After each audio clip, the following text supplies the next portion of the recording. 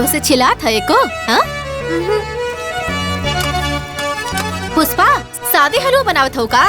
अरे हाँ डबुआ में काजू मखाना रखल बा, ओके डाल दे तनी, किसमिस उसे डाल दे तनी, बढ़िया बन जाई, नीक बनावा। हाँ ठीक बा माई, तनी सूजी भुन जाएदा फिर डाले आराम से। बेटा ये मौसी के दे दा, जा आजा।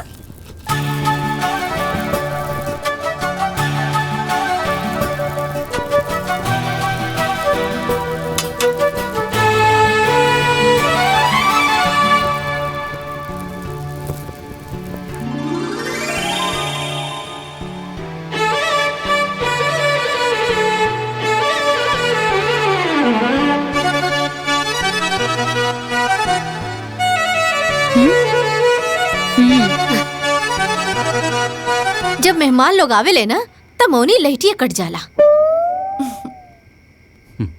पकौड़ी कैसन बनल बा पाहुन? बहुत बढ़िया बनल बा अम्मा जी। और जीजा जी चटनी कैसन बनल बा? चटनी लगा तो तू बनौले बाड़ू, एकदम तहरे जैसन तीता। इतना मना कहनी कि मर्चा कम ही रखिया, बाकी मल्लस नहीं।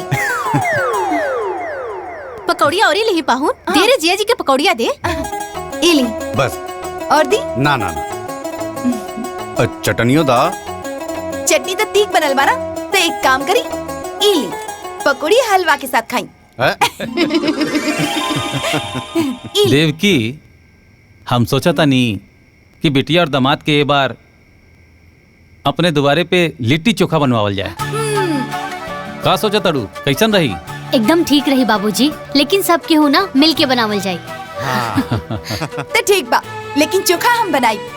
बनैया, लेकिन तीत तनी कम बनैया। ना बनाई।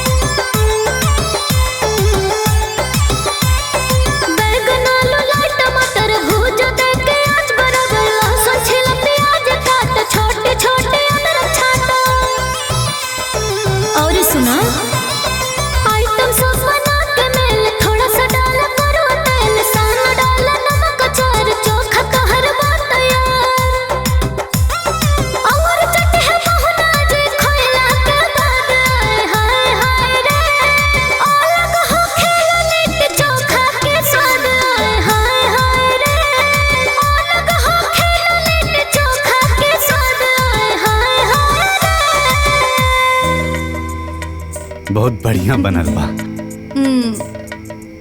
अब चटनी तीत तो नहीं खे ना? ना ना और ले ना। अरे ना ना मुझे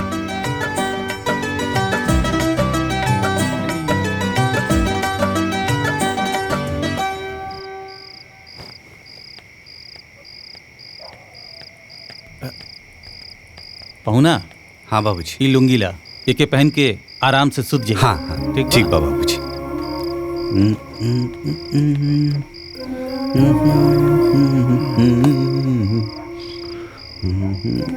जीजा पानी और चप्पल रख दिले बानी, और कुछ चाहिए तो बता दिया।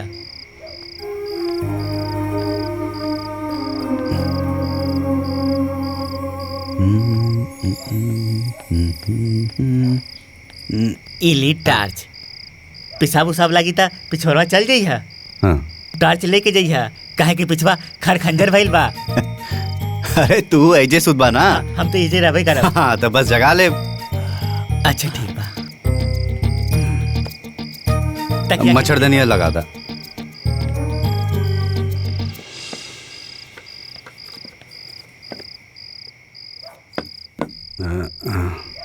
अब मच्छर ना घुसी। चला, शुभ रात्रि।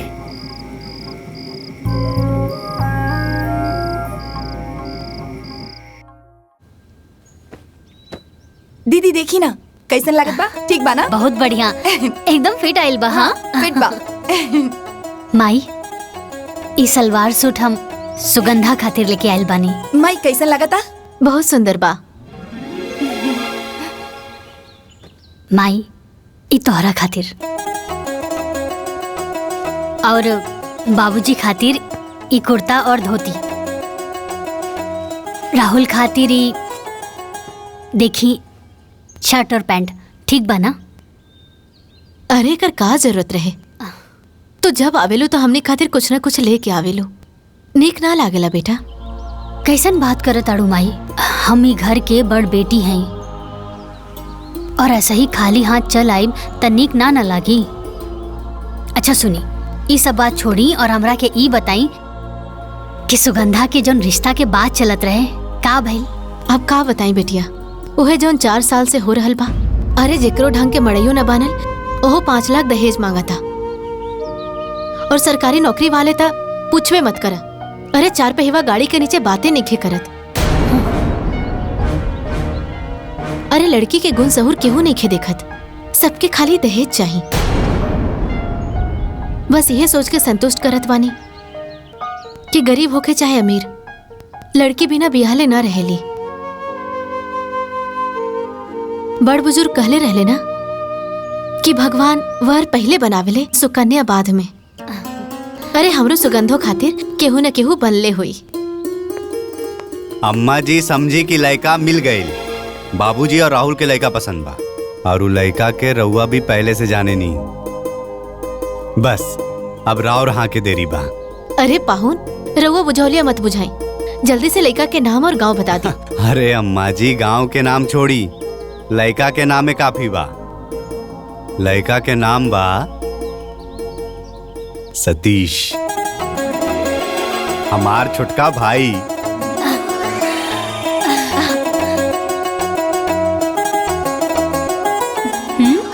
अरे अरे मतलब सुगंधा के भी सतीश पसंद बा। देखा कैसे शर्मा के भाग गिल बिया। अब अपन विचार बतावा माई। बिटिया, इसे बढ़िया रिश्ता सुगंधा खातिर और का हो सकेला? बाकी एके घर में दोनों बहन के शादी ठीक होई का? कहीं बाद में कोनो दिक्कत परेशानी ना होखे। तू चिंता मत करा माई, कौनो दिक्कत तकलीफ ना होई। अरे कौनो दूसर घर की लड़की हमार देवरान बन के आवे, उसे तो अच्छा बाना कि हमार बहन आए। अरे जैसे हमनी के नैहर में बहन बन के रहेनी, वैसे नए ससुराल में भी बहन बन के रहब, देवरान जिठान ना। अरे वो सब तो ठीक बा, बाकी समधन जी के एक बार पूछल जरूरी बाना, तोहरे सास के कार आए बा। अरे अम्मा जी, रउआ के का लगा था? हमनी टाइम निकाल के ऐजा सिर्फ लिट्टी चोखा खाए खातिर आयल रहनी। अरे हमनी के पहले से प्रोग्राम रहे कि सतीश और सुगंधा के शादी के लड्डू बांध दियल जाए। तो पाहुन समझ लें कि लड्डू बंद गई। अच्छा बाबूजी, अब हमनी के जाए के आज्ञा दी, घरे भी तो खुशखबरी सुनावे के बाद। चला पुष्पा, चले के तैयारी करा। जी।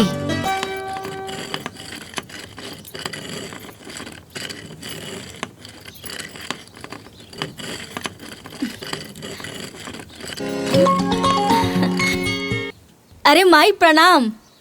खुश रह। का करतारू? दाल दरत हई। हमार तो जिंदगी जैसे वही कहावत जैसन हो गइल बा, उठा बुढ़ा सास का चोला छोड़ो जात का। ई चूल्हा चौकी धो के खाली भईनी तो दाल दरत हई। अरे त जेठानी हो के कुल काम तू करेलू त देवरानिया का करेली? अब का कही माई, उ देवरानी ना महारानी है, महारानी। ई घर के मालकिन है। जब मन करेला तब चल जाली अपन भतार संगे। काल के गइल बाड़ी नहीं हरे। हमरा के तैसन लागता कि हम जेठानी ना नौकरानी है और वो हमार सास तिजोरी की चाबी दे दिल बाड़ी ओकरा के। काहे के ओकर भतार तो कमासुत बाड़े ना और हमार तो खेतिहर बारन। और जब कुछ हम मांगी सासू माँ से वो कहेली जा मलकिनिया से बात कर ला। अब तू ही बताओ माई, जेठानी होके एक एक रुपया खातिर देवरानी के सामने हाथ फैलावे के पड़ेला। माई अब हम का करी? हमर तो जिंदगी बर्बाद हो गइल बा। रोवा मत बबनी, अब का करबू? ये सब किस्मत के खेला बा। जब किस्मत पलटेला ना तब ये होला। अच्छा हाँ बिटिया, अपने देवर से सुमन के बियाह के बाद अपन सासू माँ से कहलू है कि ना? ओ का है ना, दोनों बहिनी के घर में रहबू त ससुरा में राज करबू और देवरनिया के दबा के रखबू। अरे माई, हम रोज रोज के काम काज के चक्कर में भुला गई नी। अच्छा सुना, तू चिंता मत करा। अच्छा सासू माँ के अच्छा मूड दे के ना बात करम। बस भगवान से ही मनावा कि वो महारानी ना कोनो अड़चन न डाले। चाची आ गईली, चाची आ गईली। अच्छा माई, हम फोन रखा तानी, लगा था कि महारानी आ गईली। रखा। अच्छा ठीक बा, फोन करत रहिया। माई चाची आ गईली। ई का बा? मिठाई। मिठाई तू खा ला। ऐसन बा तो अभी हमहू खा ले तनी।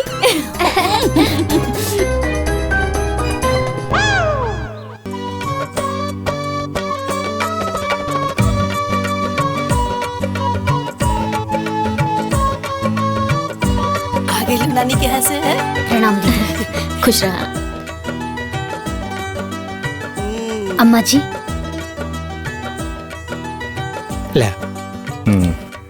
ला भैया। ए बबुआ, हाँ माई। जौन बात करे खातिर अपना ससुरारी गई रहा, वो बात भइल की ना? हाँ हाँ माई, ससुरारी में दामाद के बाद केहू काटेला। सतीश और सुगंधा के रिश्ता तय हो गई। अरे वाह। अरे वाह, ये तो बहुत खुशी के बात बा माँ जी। बाकी हम लोगन से सुनले रहनी कि एक ही घर में दो बहन के शादी ना होके के चाहिए, उ जमेला ना। अरे भौजी, कहाँ बाड़ू तू? ये सब ढकोसला होकेला। वो कहावत नहीं के सुन ले बाड़ू, 100 साइत ने एक सुतार। हाँ सही कहे ना। देख लू ना, पुष्पा के पाँव पड़ते गुलाब के नौकरी लग गई। आहो ना हो, सुगंधा के पाँव पड़ते सतीश के भाग जाग जाए। बिल्कुल ठीक कहा तारो माई।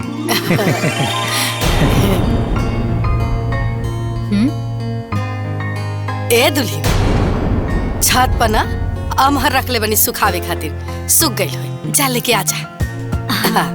लाओ। तो का हो? ल तू मौका ढूंढत रह गेलू और चौका मार दिहलस। एक तो खुद तोहर जियल मुश्किल कैले रहल आ तू सर को आगे। अब तू सोच तोर का होई। एगो सील एगो लोढ़ा दोनों मिल के कुटियन थोड़ा थोड़ा। अगर वो दोनों सील लोड़ा है तो हम कोनो धनिया पुदीना ना है कि दोनों बहिनी मिलके हमार चटनी बना के रख देम। हम भी झुराई मरचा है। ऐसन जाल डालम दोनों बहिना के बीच में कि गोतनी गोतनी की लड़ाई हो जाए। प्यार के मिठाई में डाल देम आम के खटाई।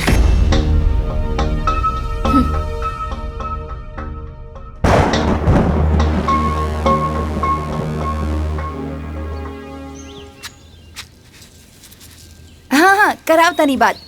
मई इला का दीदी हवे? के फोन है। अच्छा? बात करी। हेलो। हाँ बिटिया। अरे माई, पंडित जी आयल रहलन। सुगंधा और देवर जी के कुंडली मिल गइल बा।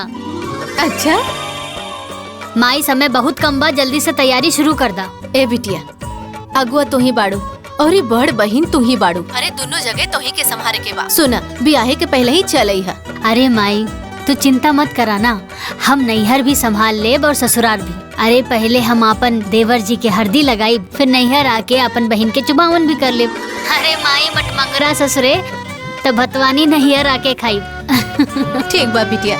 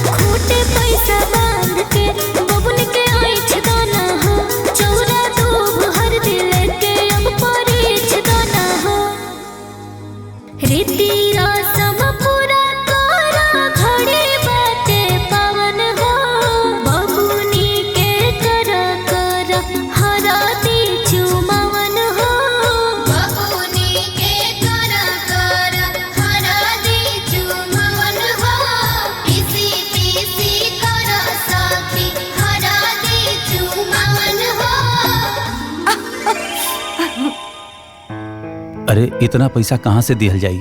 तू का बात करो तरु?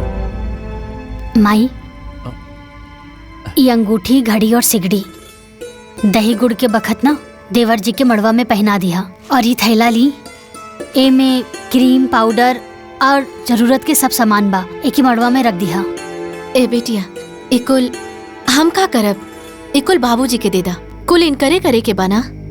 अरे बिटिया, ये सब करे के का जरूरत रहल? वैसे भी शादी में बहुत कैले बाड़ू।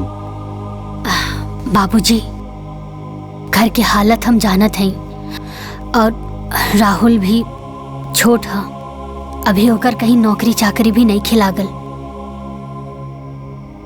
बाबूजी, ना ये कुछ नगद पैसा बा, रख ली, मड़वा में काम आई। बेटी, बाप के कंधा के बोझ वैसे तो बेटा के उठावे के चाहिए। बेटी हो के तू उठैले बाड़ू, भगवान तोहरे जैसन बेटी हर माँ बाप के दे। बाबूजी, ये रउआ कैसन बात कर रहल बानी? और खुशी के मौका पर आँख में आंसू ना, चेहरा पर मुस्कान होके के चाहिए। और और वो बेटा बेटी ही का जौन अपना माई बाबूजी के आंख के आंसू के खुशी में ना बदल दे। अब चली हंस के दिखाई।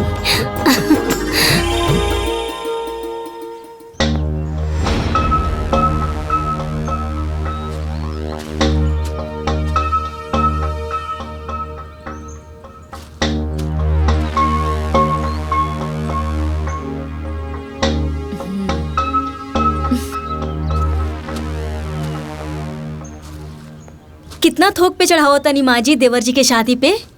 अरे दुल्हीन, एक ही स्थान चोपता और 7 थान गहना। इतना दिया जाए ना तो उनकर मड़वा अंजूर हो जाई। सही कहा तानी माँ जी, उनकर मड़वा तो उजियार हो जाए, बाकी हमरे घर के काम मिली। काहे से कि सोना के सिकड़ी, घड़ी, अंगूठी कुल मिला के ये सब देवरानी जी तो लेके गई बाड़ी और वही सब देवर जी पहन के आ जाई है। ब्याह के तो कुल खर्चा देवरानी जी उठाओ तरी, ससुराल के कमाई नैहर में जाके लुटाओ तरी। अरे दुल्हीन, ऐसे ना बोले के, और लोग भी तो अपने ना। और कन्या के ब्याह करावल ना बड़ा पुण्य के काम होला। बस डीह बाबा करस सब कुशल मंगल से हो जाए।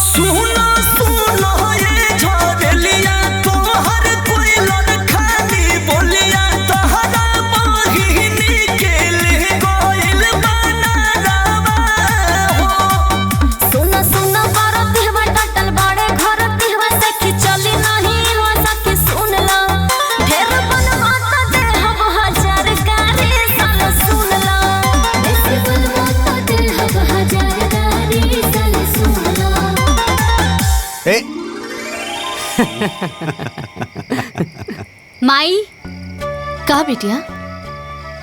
माई, अब ऐजा के तो कुल काम निपट गेल बा, ता आगे के बाकी के जौन बचल बा तू संभाल लिया।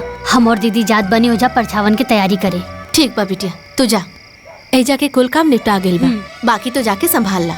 ठीक बा माई, अपन ख्याल रखिया। हाँ, प्रणाम। खुश रहा।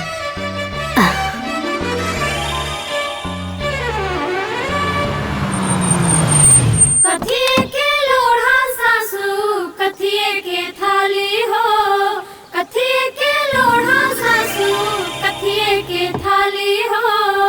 दुल्हन लपरछा था। अरे कैसन बात करत ताड़ू दीदी, तू बड़ बाड़ू, तू करा। ठीक बा। सासू सोहागिन हो परछाना चालेली, पत्थर के लोढ़ा सासू सोने के थाली हो, पत्थर के लोढ़ा सासू सोने के थाली हो, थाली में हल्दी चावल चुमेली भाभी हो, थाली में हल्दी चावल चुमेली बुआ हो, बहुअर स्वागत बा उतरा तू हाली हो।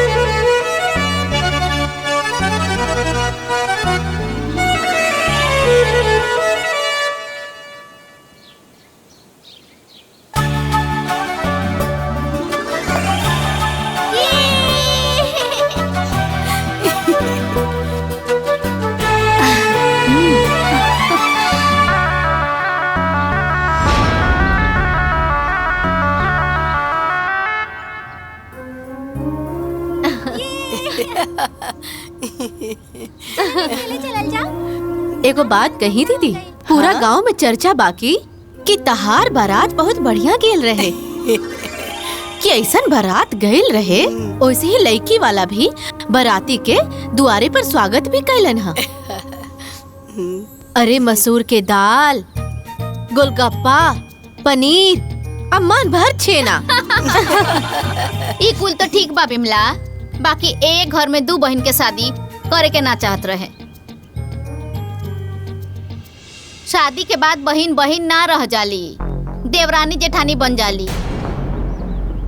आके थरिया फेंक के झगड़ा करे लग जाली। भगवान ना करे कि रउआ के घर में कभी ऐसन होखे, लेकिन का करबू, गोतिन गोतिन के झगड़ा तो सबके घर में होखेला। अच्छा तो ठीक बा, हम जात आनी, घर में बहुत काम बा। हमनी के चलो तनी जा हमनी के पढ़ बेटू चलो।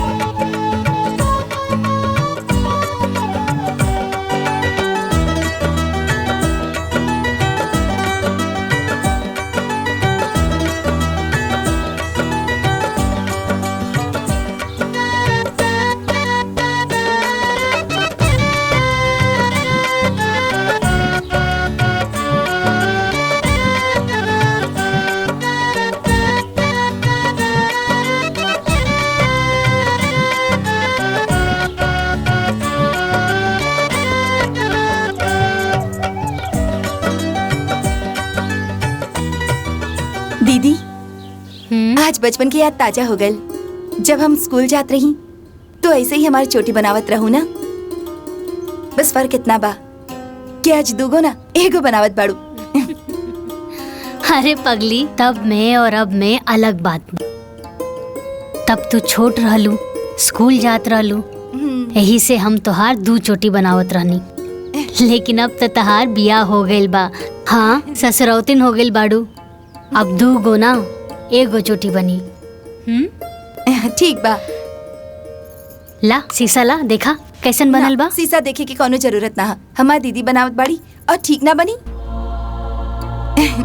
का निमन बा का बुरा बा, हमसे ज्यादा हमार दीदी जाने ली। अच्छा, ये पल्लू ना हमेशा ऐसे सर पे रहे के चाहिए।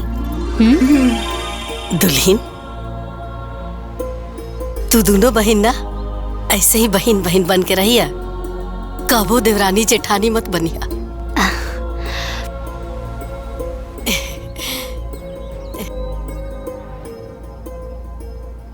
हमारी एक बात हमेशा याद रखिया कि घर में शांति से बढ़ के ना कौनो दौलत ना होखेला। अमाई के अचरा से बढ़ के ना कौनो दुनिया होखेला। अब भाई से बढ़ के केहू साथी ना होके, अब बहन से बढ़ के केहू शुभचिंतक ना होला। ये दुल्हन, हाँ एक बात कही, बोली ना अम्मा जी। देखा दुल्हन, घर के बरकत ना मर्दन के हाथ में ना होकेला, हम औरतन के हाथ में। हम औरत चाहिए ना तही घर के स्वर्ग बना सकेले, और हम ही औरत चाहली ना तही घर के नरक भी बना सकेले। ये बात के हमेशा याद रखिए दुल्हन। अम्मा जी, जौन आशा और उम्मीद रहुआ हमनी से रखले बानी ना, हमनी दोनों बहन ओकरा के कब्बो नहीं के तोड़ब। हम रहुआ से वादा करतानी कि हमनी दोनों बहन ससुराल में बहन बन के रहब, कबो देवरान जेठान बन के ना रहब।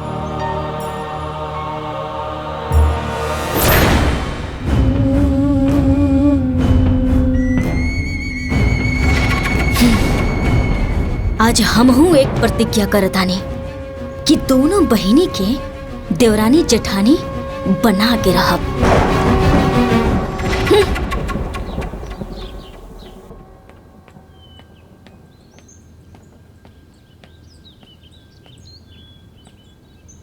माँ जी, पिंकी के कपड़ा पुराना हो गईल बा, अगर 1-2 कपड़ा नया मिल जाए तो बढ़िया हो जाए।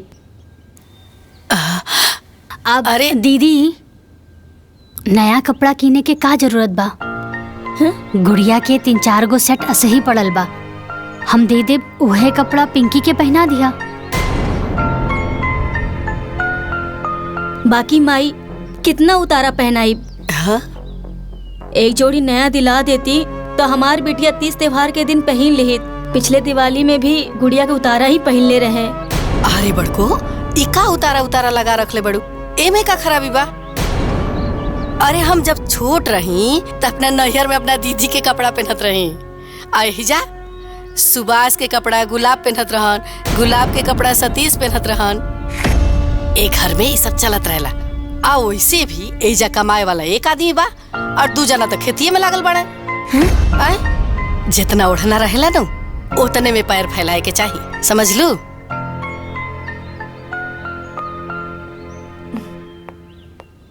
माँ जी, इली चाय रख दा। सुगंधा, रसोई के काम खत्म हो गइल बा। तजा पिंकी और गुड़िया के तैयार कर दा, स्कूल खातिर लेट हो जाई। जी दीदी। आवा। तू का खड़ बड़ू कबार पे? तारा के अलग से बोले के पड़ी का? तारा कोनो काम धंधा नहीं के घर में? जा ला दुल्हन चाय पी ला।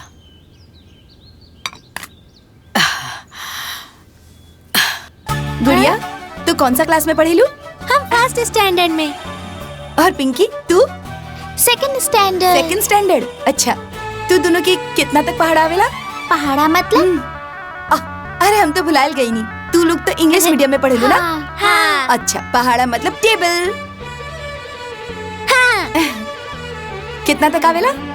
हमके तो 10 तक आवेला। अरे वाह, लेकिन गुड़िया के तो 5 तक टेबल नहीं खे यार। कौन बात नहीं खे, गुड़िया के भी 10 तक की टेबल आ जाई।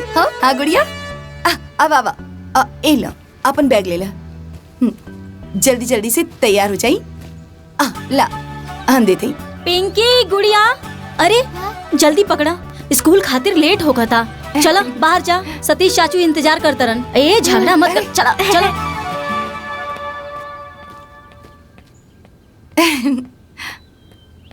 सुगंधा, हाँ नाश्ता पानी तो हो गई, खाना में का बनी आज? अच्छा सुना ना, तू एक काम करा कि आलू और गोभी के तरकारी बना ला और ना कचौरी बना ला, हमरा के बहुत पसंद बा। और तू निम्मन भी बनावे लू। हाँ ठीक बा दीदी, अभी बना देता नहीं। ठीक बा। अरे सुना सुगंधा, सूजी के हलवा बना लिया, कुछ मीठा भी हो जाए। ठीक बा दीदी, दोनों बना देता नहीं।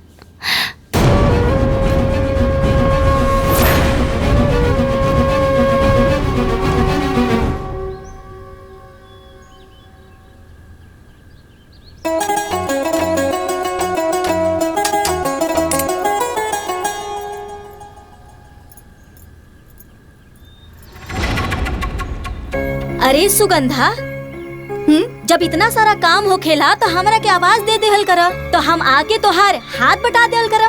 चला हम बेल देता नी, तू तल दा कचौरी। ना ना दीदी, रहे दी, हम सारा काम खुद कर ले, आप आराम करी। देख तू हमरा के दीदी कहेलू ना, तो हमार बात सुने के पड़ी। अरे 4 लाठी एगो में भारी पड़ेला, और मिल बांट के काम करल जाए तो काम आसान हो जाला, है ना? ठीक बा दीदी।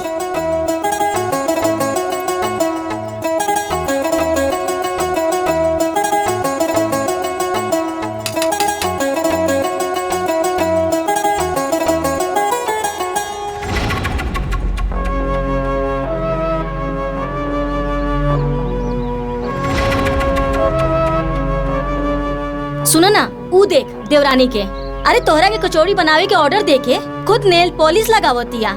ई ना के छोटकी बहन के आके हाथ बटाती ही। अरे कचौड़ी बनावल इतना आसान नहीं खे, कितना मेहनत लागेला देखा। यही तो दीदी के नैया की आदत हो गई, हमरा से काम करावे के, और दीदी के काम करल हमरा के बहुत निमन लागेला। बनाई ना, हमार दीदी के ना कचौड़ी बहुत अच्छा लागेला, पनीर के।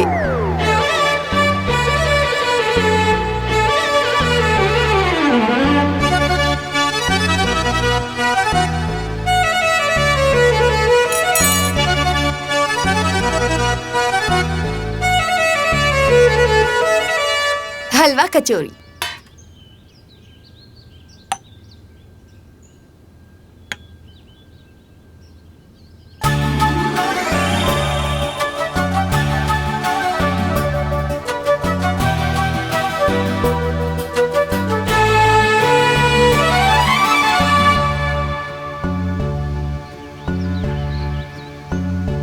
अरे वाह सुगंधा, ये तो बहुत टेस्टी बा, एकदम नैहर वाला स्वाद बा एमे।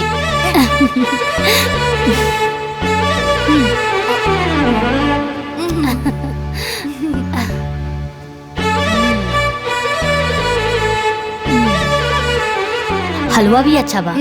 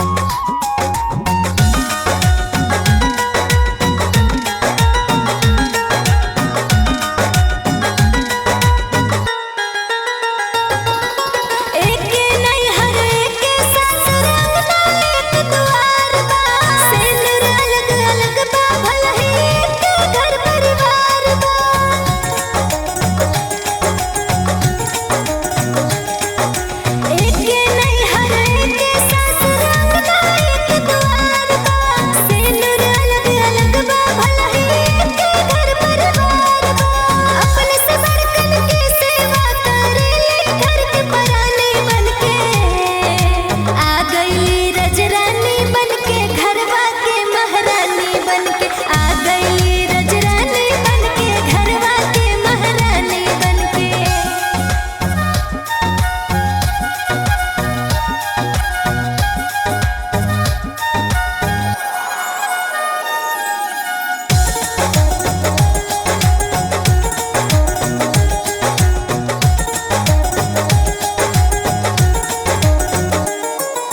सब कर प्यार बाटे अपन सब कर काबिल प्यार हो। एक दूसरे से जुटल बाटे सबके दिल के तार हो।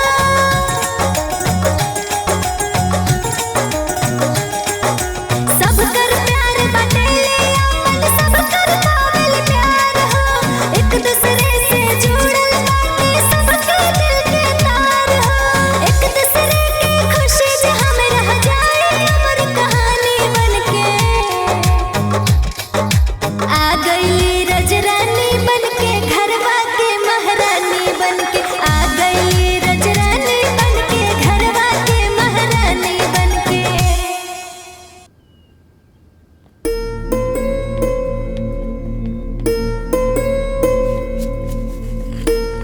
माँ जी, हाँ गोलू बहुत शरारती हो गइल बा। दिन भर गांव के लड़का के साथ खेलत रहले।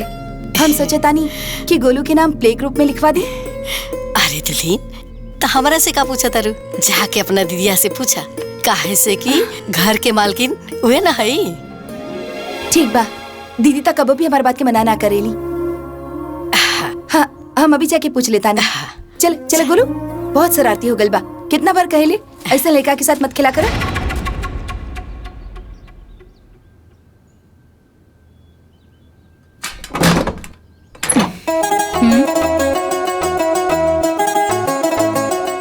अरे सुगंधा, का बात बा? हमरा से कुछ कहे आयल बाड़ू? अरे वाह दीदी, तू तो हमारा चेहरा पढ़ ले लू। दीदी, हम बोले के चाहता नहीं कि गोलू के नाम प्ले ग्रुप में लिखवा देवे के चाहिए। ये 2.5 साल के हो गइल बा, कम से कम ABCD तो बोले सीख जाई। अरे सुगंधा, अभी हमार गोलू ठीक से बड़की माई ना बोल पावेला, ABCD का बोली? 3-4 साल के हो जाएदा, सीधा KG में एडमिशन करवा दे, ठीक बा ना? बाकी दीदी, गोलू के उम्र के गांव के कई लड़का अभी से स्कूल में जावेला। सुगंधा, अब सब केहू के पागल बा त हमनियों के पागल हो जाई ना नू। अच्छा ये बतावा, हमनी के टाइम पर ये सब इले पिले ग्रुप रहे, ये सब कोनो ढकोसला रहे ना नू? प्लीज दीदी, ये गोलू के भविष्य के सवाल बा। सुगंधा, तू गोलू के सिर्फ माई हो, लेकिन हम अपना गोलू की बड़की माई बानी और मौसी भी बानी। अब गोलू की चिंता करल तू छोड़ दा, सब बड़की माई के ऊपर छोड़ दा।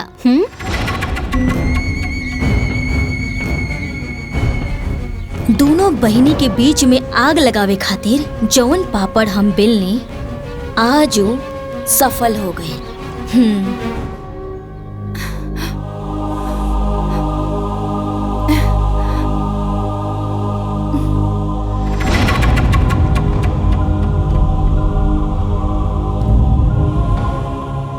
लाग गई लाग।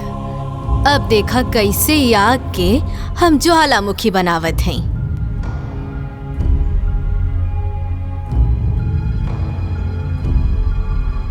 अच्छा ये बतावा, हमनी के टाइम पर ये सब इले पिले ग्रुप रहे, ये सब कोनो ढकोसला रहे ना नू?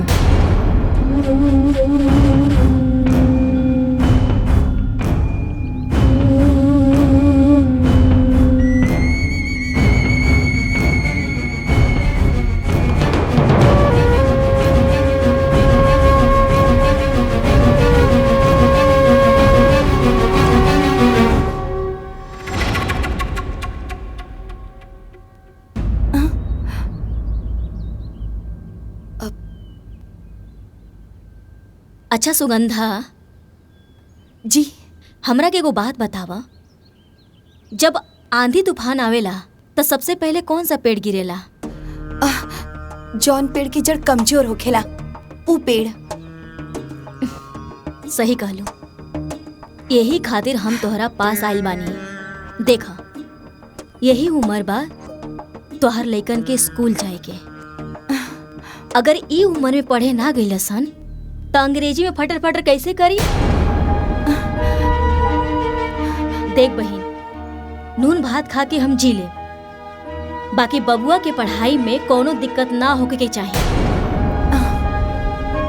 बाकी तू कर भी का सकेलू, काहे से तुहार पति और हमार पति तो खेतिहर बारन और ओकर पति का मासूद बारन, तो जवन तोर बहिन चाहे वही होई। तोर लइकन के भविष्य तुहार बहिनी के हाथ में बा।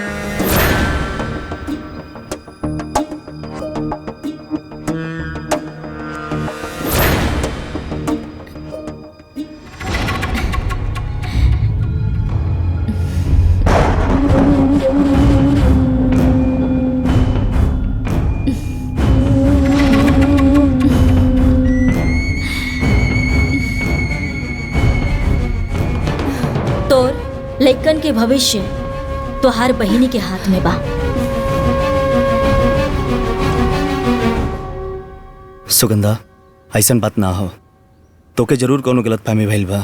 गलतफहमी हमके ना भइल बा, बल्कि आज तो हमार सारा गलतफहमी दूर हो गइल बा। अब वो हमार बहिन ना हमार जेठानी बन गइल बाड़ी। अगर बहन बन के सोचती ना तो कबो भी हमारे लड़का के प्ले ग्रुप में जाए से मना ना करती। सुगंधा, भाभी के हम अच्छी तरह जानीला, वो परिवार के हित के लिए भी सोचनी, कबो अपन पराया ना देखनी। अगर वो कबो अपन पराया ना सोचनी ना तो कबो हमके मना ना करती। हम सब समझतानी वो क्या अपन पैसा के घमंड हो गइल बा। अब रउआ भी खेती बाड़ी छोड़ी और कहीं भी जाके प्राइवेट नौकरी करी, चाहे तो 10,000 ही कमा के लेके आई। हम 10,000 में अपन लड़का के पढ़ा लिखा दे। रउआ खेती बाड़ी करत है तो का हमारा लड़का भी बड़ा होके खेती बाड़ी करी। का बात के पतंगड़ बनाओ तारू यार। देखिए जी, अगर रउआ हमारी बात ना मन ली ना तो हम अपन लड़का के लेके नैयर चल जाए और नैयर से अपन लड़का के पढ़ाई लिखाई।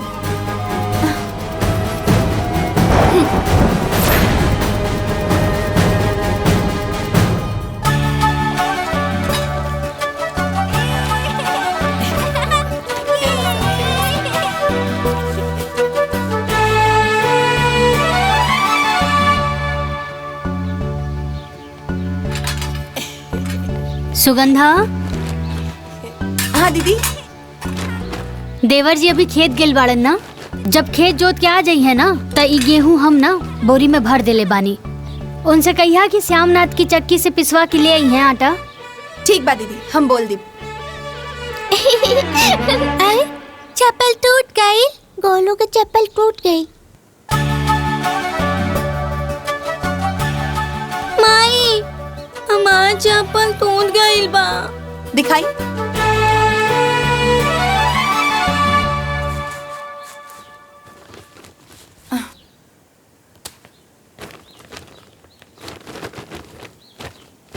दीदी, हाँ देखी ना, गोलू की चप्पल टूट गल बा।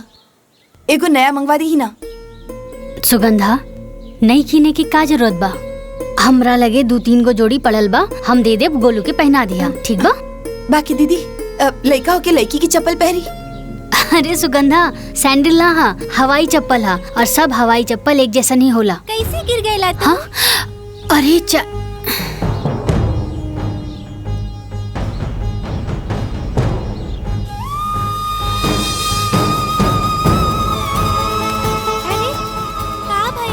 माँ जी, कपड़ा तो उतरल हमार लड़का पहनत बा, अब का जूता चप्पल भी उतरल पहरी। 100 रुपया की चप्पल खातिर मना कर तारी।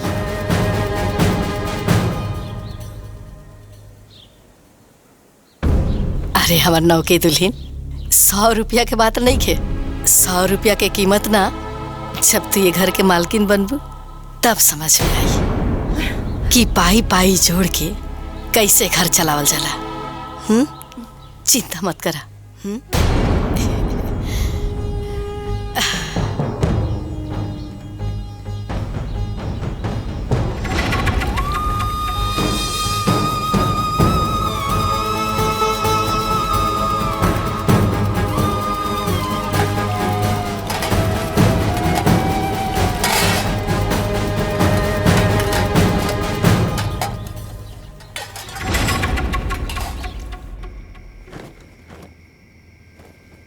सुगंधा, हाई ला, गोलू के पहने खातिर देवरानी जी भेजले बाड़ी।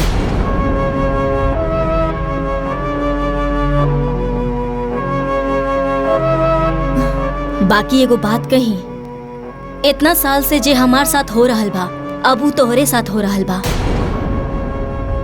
पहले ओकर बेटी के उतरन हमार बेटी के पहनावल जात रहे, अब तोहार बेटा के पहनावल जाता।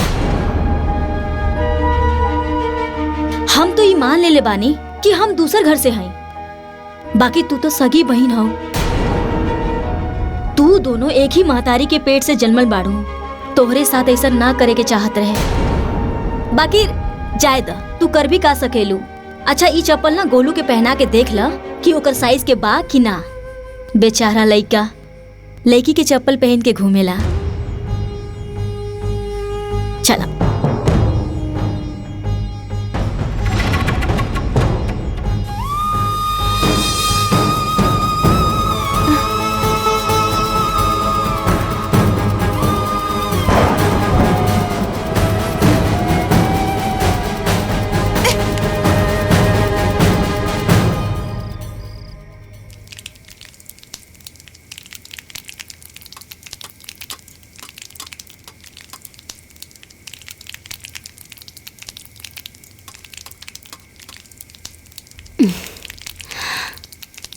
सुगंधा। हाँ हमार कपार बहुत बथता, एगो अदरक इलायची वाली चाय बना दे तू।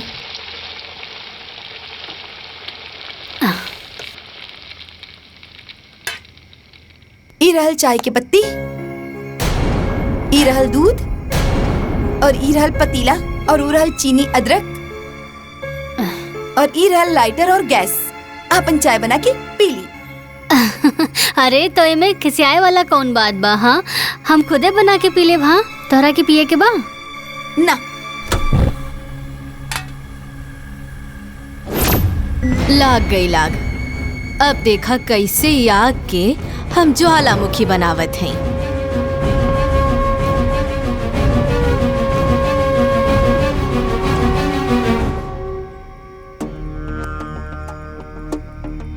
सुगंधा, तू चिंता काहे कर रहल बाड़ू? अरे तू जौन कैलू बहुत ठीक कैलू। ज्यादा चुप रहे से आदमी कपारे पे बैठ जाला।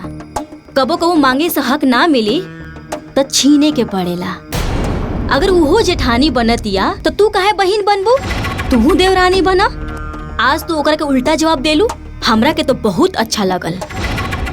दीदी पर हमके बुरा ना लागल हा। हमरा के तो बहुत बुरा लगल हा। अरे छोट बहिन हो के ऐसे बड़ बहिन के उल्टा जवाब ना देवे के चाही। अरे तू कोनो हाथी घोड़ा थोड़ी मांगत रहलू, एक कप चाही तो मंगले रहो, बना के दे देवे चाहत रहे। बाकी हम जेठानी हो के आज तक तोहरा के देवरानी ना समझनी, और ऊ तोहार छोट बहिन, तोहार सगी बहिन हो के तोहरा साथे देवरानी जेठानी करतिया। जायदा ना दीदी। अरे हम सुगंधा के ना बचपन से जानी ले, और बात बात पे गुस्सा हो जाली, और जब ओकरा के एहसास होला ना तो आके माफी भी मांगेली। बाकी दीदी हमरा के बिल्कुल भी बुरा ना लगल हा।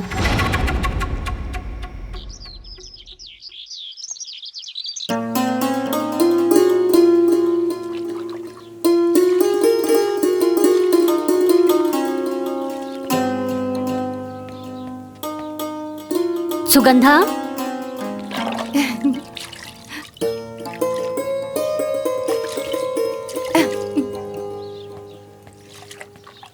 ए सुगंधा, चिल्लाता है बाड़ू? हम बहरी नहीं खी, सुनाई देता हमके। अरे जब सुनाई देत हवे तो जवाब काहे नहीं खुद देत? हम का बोली? तू ही बोला, बताओ बात का हो? अरे हम तोरा से कहले रहनी ना कि गुड़िया की स्कूल की ड्रेस प्रेस कर दा, काहे नहीं खुकैले? दिखाई नहीं की देत, हम अपन लड़का के नहलावत बाड़ी। जा। सुगंधा आजकल हम देख रहल बानी, आजकल तू ढेर अपन पराया कर रहल बाड़ू। शुरू के कैला तू के हम दिन भर लिपस्टिक नेल पॉलिश लगाकर बैठी रहेलू, अपन लड़की के कपड़ा प्रेस ना कर सकेलू? सुगंधा,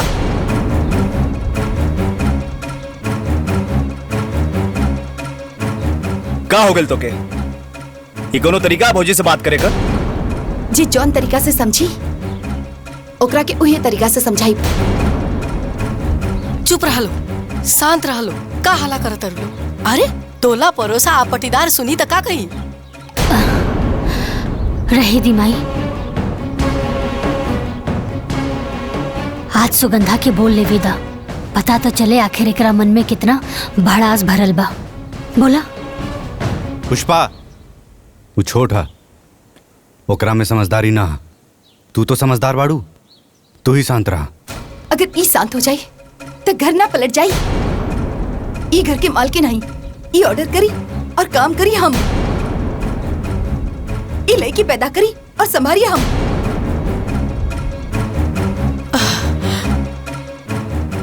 जब संभाल न सकेलू तब पैदा काहे कइलू? सुगंधा!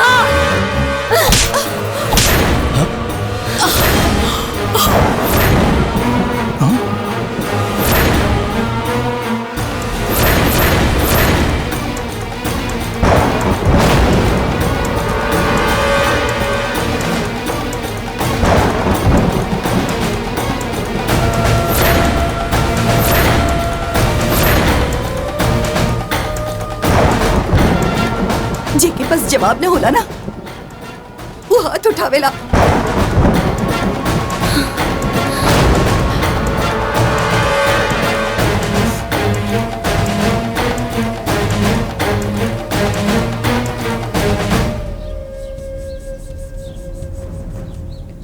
दुल्हन, तारे नौकी दुल्हन पर हाथ ना उठावे के चाहत रहे। अरे वो बच्चा नहीं की, ओकर बियाह हो गइल बा, ससुराइतिन हो गइल बड़ी।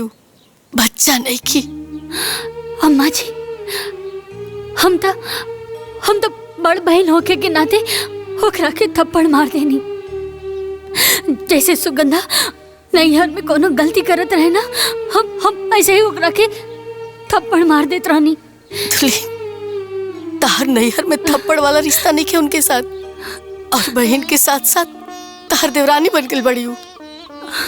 तारा ये बात के भूले के ना चाहिए।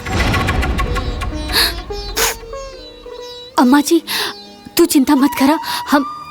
हम अभी नैहर में फोन करके माई बाबूजी के यहाँ बुला लेता नहीं। वो सुगंधा के अच्छे से समझा दिए माई, अच्छे से समझा दिए।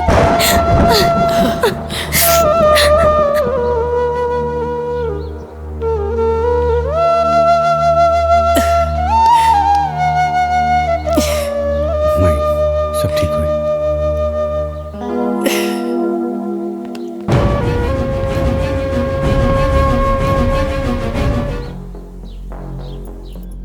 माई बाबूजी की बताइए, हम खुद ही नहीं है जाते। हम ही सब माई बाबूजी की बता दे कि घर में हमारे साथ का होत बा।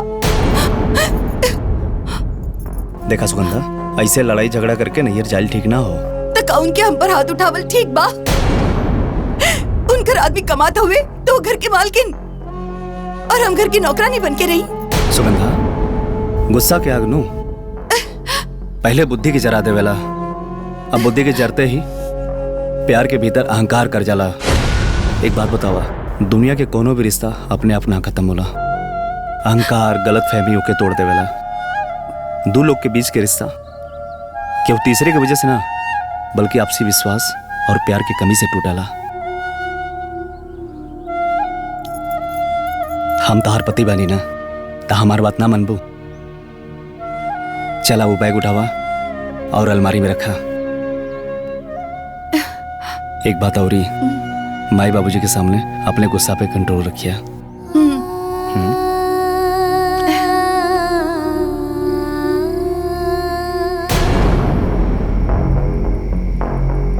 बाबूजी, ली ना पानी पी ही ना। अरे बातचीत तो होते रही। का पानी पी हम? इन्हीं दुल्हन के कथा सुन के हमार सारा प्यास बुझ गई। यही सब खातिर हम तोहार दोनों के बियाह एक घर में कैले रहनी। बोला सुगंधा, बोलत काहे नहीं खू? हमसे का पूछा नहीं, एकरा से पूछी। ई घर के माल के नहीं, घर के काम खराबे खातिर ब्याह करके हमकी ई घर में लेके आल बाड़ी। आजकल एकर जबान कम और हाथ ज्यादा चले लागल है। देखा तानी बाबूजी, कैसन पटर पटर जवाब दे दिया। एक भी बात हमार ना सुनेली। बहुत ज्यादा झगड़ालू हो गई बिया। हाँ हो, चुपचाप से नैहर में करत रही, वैसे ही ससुराल में करत रही तो हम बहुत निमन हो जाये। खुद तो कुर्सी पे बैठ जात हई। अरे काम चोर तो नैहर से ही यहाँ पे। बाकी हमके पता न चलल, ससुराल में आके सब पोल खुल गइल बा। सुगंधा चुप हो जा, छोट होके बड़ बात करत तारू। ना बाबूजी, ये हाथी के दांत हुए, दिखावे के कुछ और, खावे के कुछ और होला। और ये जब रउआ के बोलवले बानी तो रउआ भी जान ली कि का करिए। इनकर आदमी कमावत हुए तो 150 रुपया के खातिर भी हमरा के इनके आगे हाथ फैलावे के पड़त बा। अरे गोलू की चप्पल का टूट गल रहे, हम इनकरा से कहनी कि गोलू खातिर 100 रुपया के नया चप्पल खरीद के दी, तई मना कर देली और अपन लड़की के पुराना चप्पल हमार बेटा के दे देली। देखिए बाबूजी, अगर इनका आदमी के सरकारी नौकरी भी होवे तो हमारा आदमी खेती बाड़ी करेला, दाल चावल गेहूं सब खाए खातिर ना होवेला, अरे लाखों में बिकेला। हम कभी भी एकरा से हिसाब मांग ली का?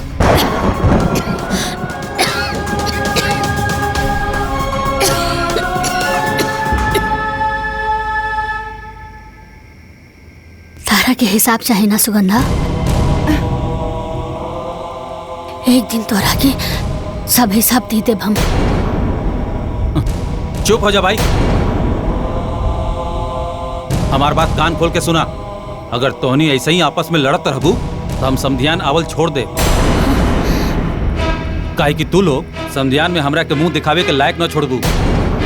बिटिया, हम बाप होकला के नाते तो से विनती करतानी कि जैसे तू दोनों के नाम पुष्पा और सुगंधा हा, वैसे ही ससुराल के बगिया के सुगंधित करा। समधन जी, हम दोनों बिटिया के तरफ से हाथ जोड़ के तो से माफी मांगतानी। समधी जी, माफी मांगे की कोनो जरूरत नहीं है। राहुल फर्ज रहल समझावे के, रउआ समझाई नहीं। आ कोनो ही लोग बच्चा तो बहाना कि कान पकड़ के समझावल जाए। लावा कड़वा दा। अरे हम आवत रहनी था, सोचनी के राहुल के शादी के कार्ड एक पन दुकार हो जाई, आपके पूरा परिवार के साथ आवे के बाद। जी जी। समधन जी, एक और विनती बा कि राहुल के शादी से कुछ दिन पहले हमरे दोनों बिटिया के भेज दी, काहे कि राहुल के माई के काम काज में मदद मिल जाए। जी, जैसन रउआ कहीं। अच्छा, तब हमनी के चलत तनी। जी।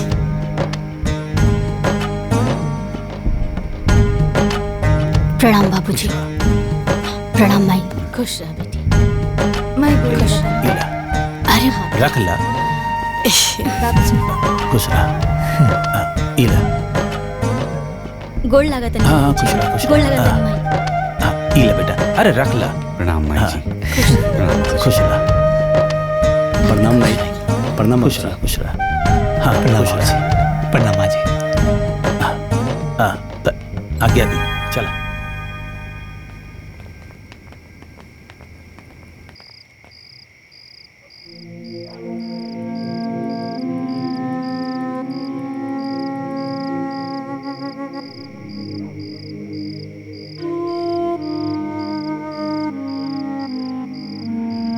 भैया, पता नहीं केकर नजर हमनी के घर परिवार पे लग गई। ये सुगंधा और भाभी के बीच में खटास कैसे पड़ गई?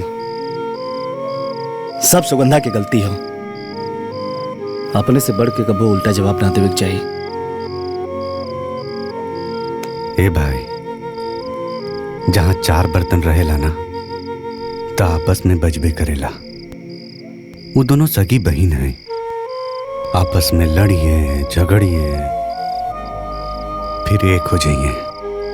तू ये सब छोट बात खातिर चिंता मत कर।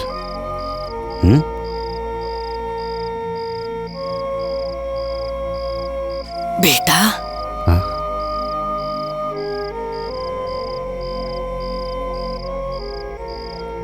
देखा बेटा, तू लोग ऐसे ही आपस में समझदारी से रहिया। मेहरारून के झगड़ा लड़ाई की आज तो हम लोग के रिश्ता में ना आवे के चाहिए। हमारे 60 साल के उम्र हो गई। बहुत बड़ा ना अनुभव बा बेटा कि अक्सर भाईन भाईन में अलगावची ना औरतन के लड़ाई झगड़ा के कारण नहीं होला। देख बेटा, तू लोग से हम विनती करता नहीं। अरे मैं कि तू लोग आपस में कबो कटास बतावे दिया न तब जीते जी मर जाए। ना माई, तारा पता बानू, बाबूजी हमेशा कहत रहे कि एक दूसरा के साथे रहल परिवार ना कहला। परिवार वो कहला जे एक दूसरा के दुख सुख में साथ रहेला। और माई, तोनी और बाबूजी के दिहल संस्कार हमनी के भूलल नहीं खींचा।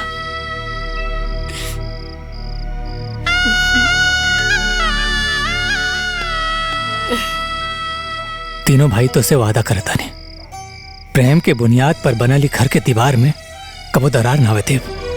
हाँ माई। हाँ माई, बाबूजी के अरमान के मोती के माला हमनी कब्बो टूटे ना देव। वचन देता नहीं माई, हमने के सांस टूट जाई मगर साथ कभू न छूटी, कभू न छूटी।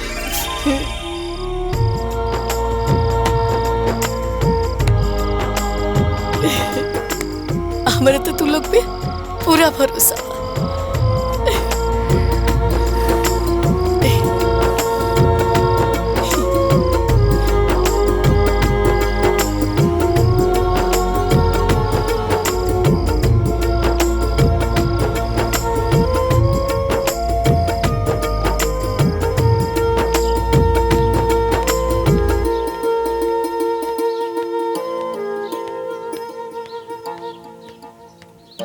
अम्मा जी, इली चाय पी ली।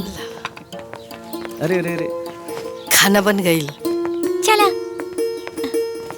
चला तू आगे बेटा। ये आगे बैठी। अच्छा ठीक बा। ए जी, हाँ? गोलू के भी लेके जाई और प्ले ग्रुप में छोड़ दी। वहाँ रही तो कुछ सीख बे करी। ठीक बा।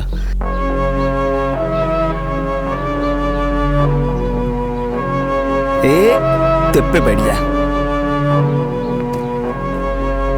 चलो बैठा लो। Bye bye. Bye bye bye बेटा। जाए बाय बाय।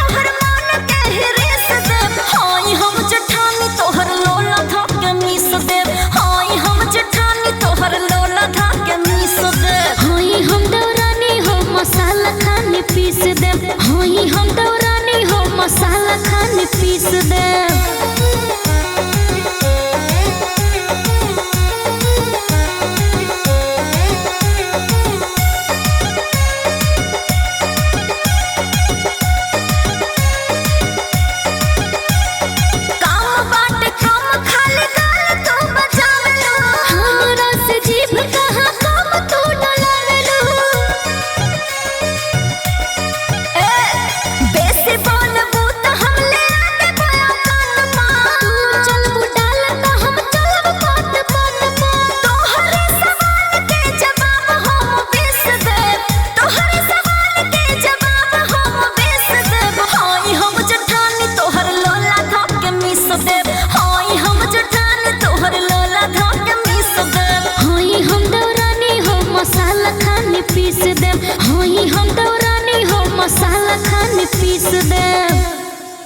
हो गई अब अरे दीदी अरे चला ना हम ना करब तू करना और इला अरे तू काहे नहीं की करब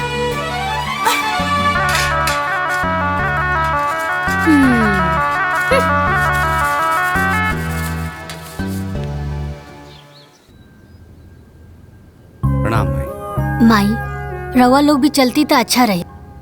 हाँ अरे दुल्हीन तू दोनों जानी बहन जाता रू ना, जा बढ़िया से शादी ब्याह निपटा के आ जा। सुगंधा तैयार हो गईलू, हम तहरे इंतजार करत रहनी हाँ। चला एक साथ चल जाए एक ही गाड़ी में। हाँ तू जा, हमरा के तोहरा साथे नहीं खिंचाए के बा।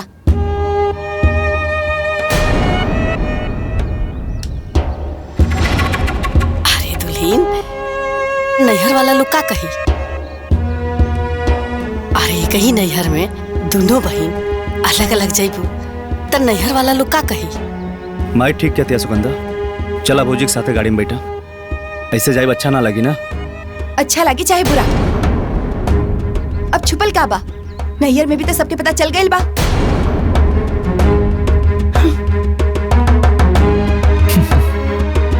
ठीक से जाइए।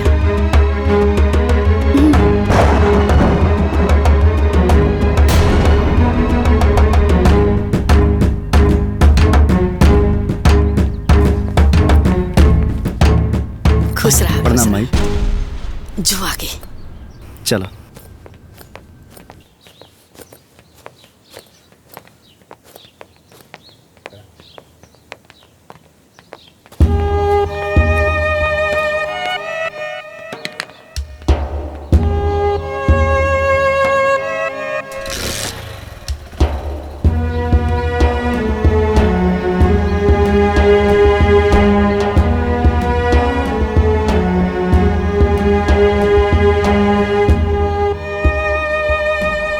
चली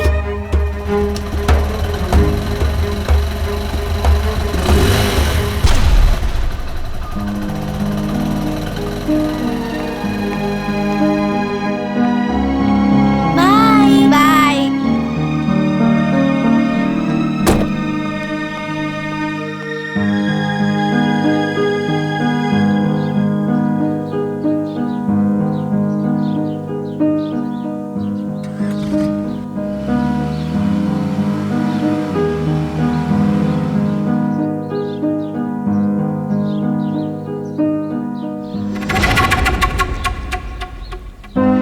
खाली रहला गाड़ी, इना के जाके उनमें बैठ जाई।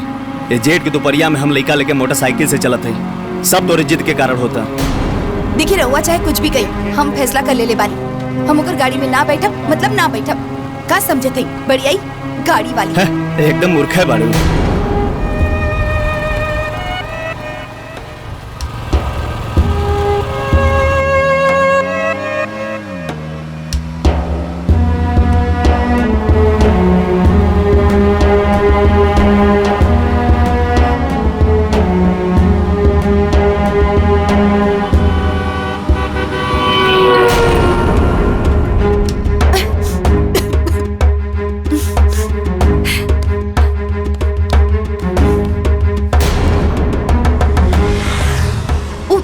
जानबूझ के उड़ा के गईलू ना हमरा पे धूल, हम सब कुछ समझतानी। अरे चुप ना रह तू यार, वो जानबूझ के भौजी उड़वनी है धूल।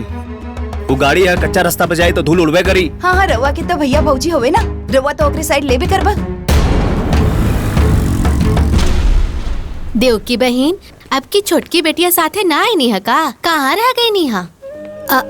अब का है ना चाची, सुगंधा के 4 चक्का में घुमरी आवेला, यही से देवर जी उनकरा के आपन मोटरसाइकिल पे लेके आवत हवन। और तैयारी सब हो गई ना? सब बढ़िया एकदम।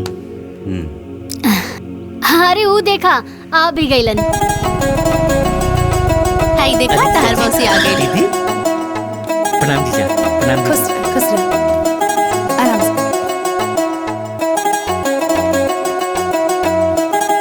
जा। खुश रहा। प्रणाम माँ। कैसन बाड़ा बेटा? ठीक बाड़ा ना? बहुत याद करत रही लखा।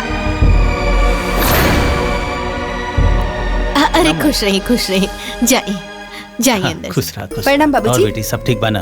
हाँ ठीक बा हाँ ठीक। खाला खाला सब तहरे खातिर है। हाँ, प्रणाम बाबूजी। सब ठीक बना? एकदम हाँ, ठीक है। आओ बेटा आओ। और काम काज कैसन चला था? सब बढ़िया एकदम। ऐसा कुतला बहन लगा कि दोनों बहन के ससुरा में ना जमता, यही लिए कहल जाला कि दोनों बहन के शादी एक के ससुरा में ना करे के चाहिए। हाँ चाची, हम भी देख ली हई कि छोट बहन हो के सुगंधा बड़ बहन के पैर तक न छूलस और मुंह टेढ़ करके भीतर चल गई है।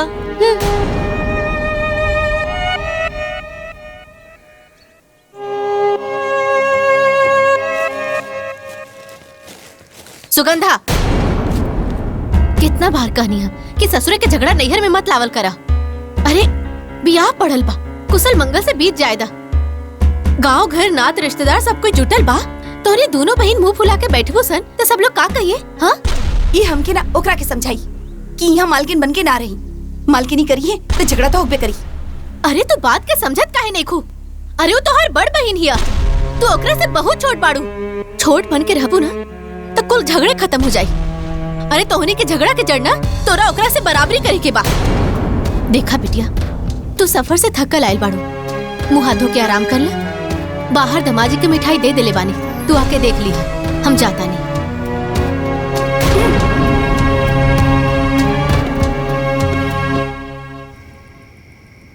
देखा बेटिया, ये कुल चौकटा के साड़ी है और ये पास थान रतन के यहाँ रखले बानी। साड़ी बहुत बढ़िया बा माई। हाई देखा, तहार भसुर के शर्ट पैंट और ये तीनों समधी के पैंट शर्ट बा। कुल कपड़ा बहुत अच्छा बा माई। अरे सुगंधा, आवा बिटिया तू देख ला। पहले मालकिन के दिखा दी, हम तो बाद में देख ले।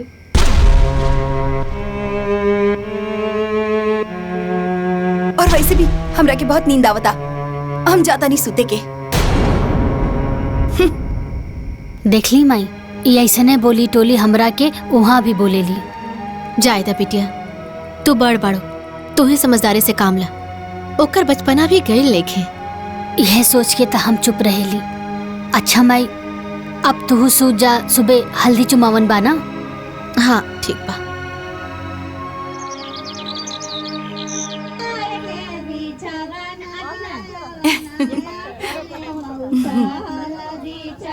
अरे बहन, पहले बड़की दीदी से न करावे के चाहिए।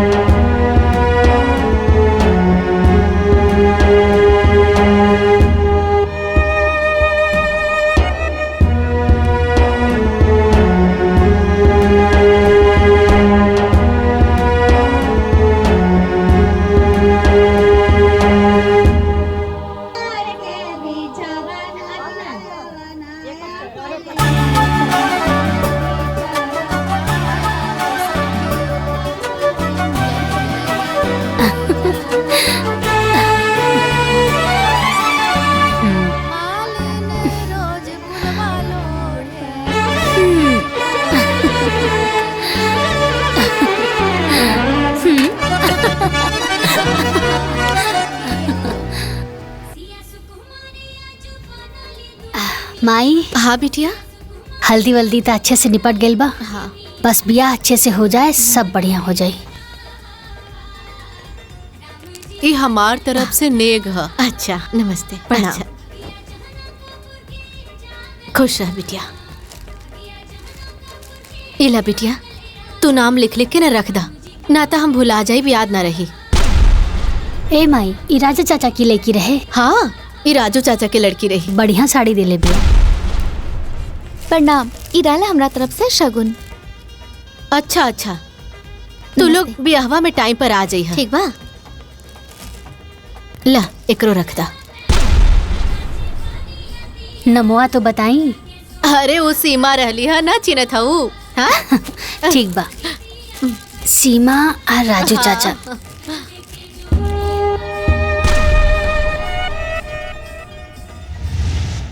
माई का बिटिया? माई ई चेन हम लेके आयल बानी, देवर जी के दे दिया। मोर बंधाई अभी नया नया शादी भइल बा ना, त अच्छा लगे। इनकरा के 500 रुपया दे दिया, चल जाए ली। अरे ना 500 कहला देहब। हम एगो पैंट शर्ट एगो घड़ी लेके आयल बानी। ठीक बा माई। ठीक बा।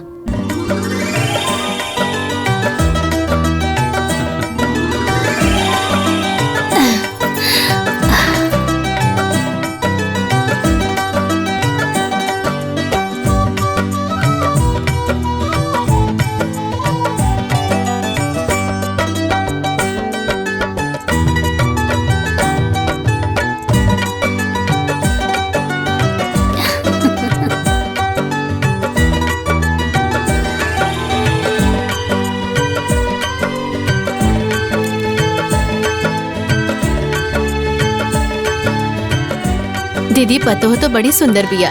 हाँ बहन। अरे ननद सुंदर हुई तो भौजी काहे सुंदर न हुई। इली हमार तरफ से तो हर मुंह दिखाई। निमन भाना।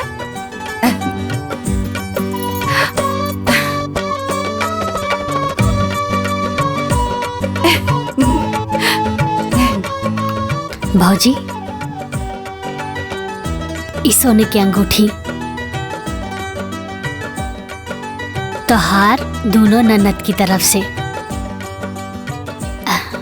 कैसन लागल? एकदम चांद के टुकड़ा लग रहल बाड़ू। राउर तो भाग खुल गेल माई।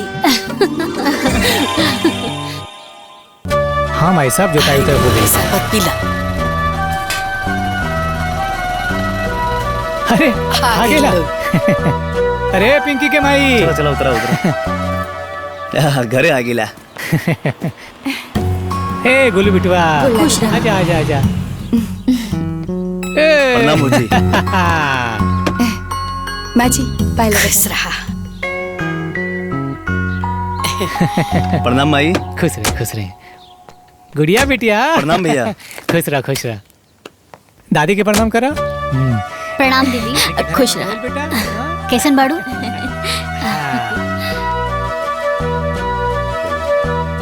प्रणाम माई। खुश रहा। कुशल मंगल से सब शादी ब्याह हो गई ना? हाँ अम्मा जी, राउर आशीर्वाद से सब कुछ कुशल मंगल से बीत गइल बा। अम्मा जी रउआ खातिर और दीदी खातिर साड़ी भेजले बाड़ी। अब लइका के बियाह कैले बानी त समदिन के साड़ी तो पहनेबे करिए ना। दीदी ई तोहरा खातिर। माई मोर बनाई सिकड़ी मिलल बा। अच्छा बड़ा सुंदर बा। आ गुलाब तहरा के का मिलल हो? हमारा एक घड़ी कपड़ा और 500 रुपया मिलल बा। और भाइयों खातिर कपड़ा और 500 रुपया। दा इला भैया। अरे 500 रुपया आंदरे बा। हमरा खातिर। अरे माई चल जौन मिलल तौन मिलल। आ वैसे भी लड़की वाला हमेशा लड़का वाला कुछ ना कुछ देत रहेला। अम्मा जी ई माई लड्डू भिजवले बाड़ी। लड्डुआ ना तनी पटीदारन में भेजवा दिया। ठीक बा। ए गुड़िया लेके चला। ला बेटा बड़की मम्मी के दे दा। जाओ बच्चन उच्चन के खियावा। थाके लोइया। अभी लोग आ गइल ना, घर भर गइल। हे माई वो गेहूं जे तैयारी भइल बा ना, हाँ। सब दे देले बानी महाजन के। वो बोल रहे हैं जल्दी से पैसा दिया जाए। हाँ। तो हर काम ना हमेशा टाइम से रहेला। अरे माई सब तो तोहार और बाबूजी के सिखावल बा। हाँ।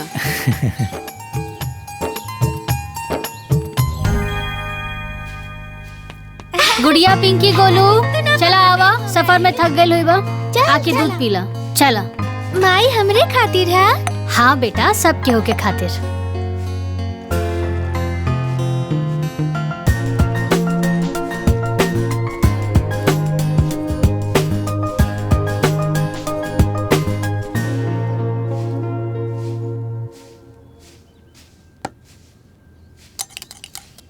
पूरा खत्म करिया। बड़की माई हमरो के दूध चाहिए। हाँ अरे गोलू तहरा के भी तो बड़की माई दूध दी। आवा बैठा। सकरन सीटी हमार गोलू का दूध मीठा। ला पीला।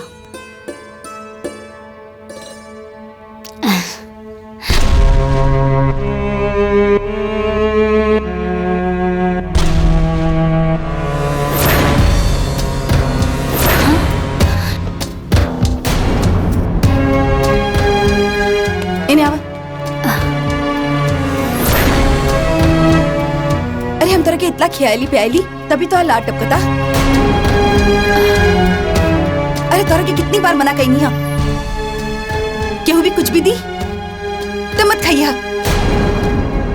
अरे केहू तोरा के जहर मिला के पिला दी और तोरा के कुछ हो जाए तो हम का करब।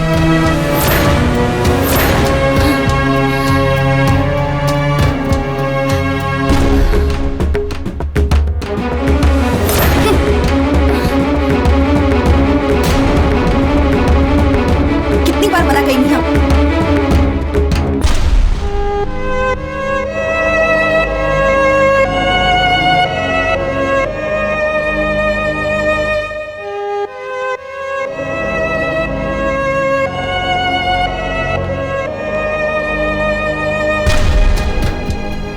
कुछ बुझ लू केहू जहर पिला दी ऊ हमरा के ना तोहरा के कहले बिया। अरे इतना निर्दयी तो तू ना बाड़ू तो कर लेगा के जहर पिलेबू।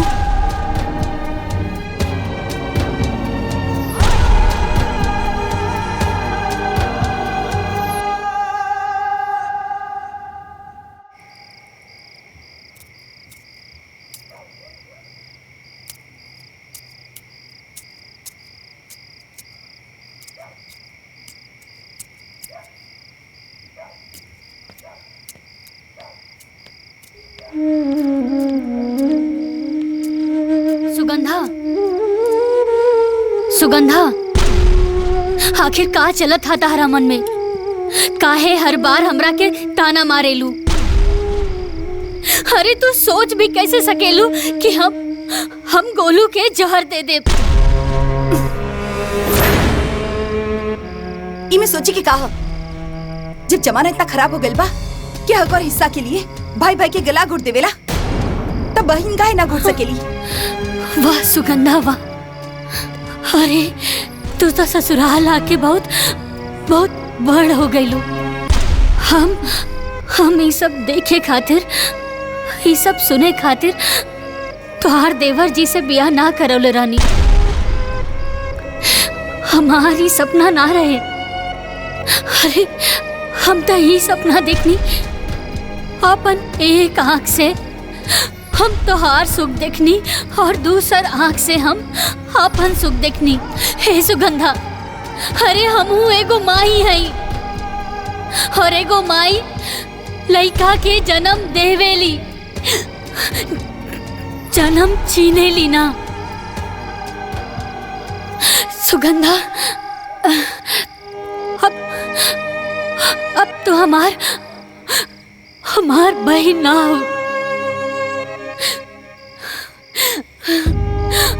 अब तू हमार देवरानी बन गेल बाड़ू। देवरानी हमरा के देवरानी बने खातिर के मजबूर कैलस?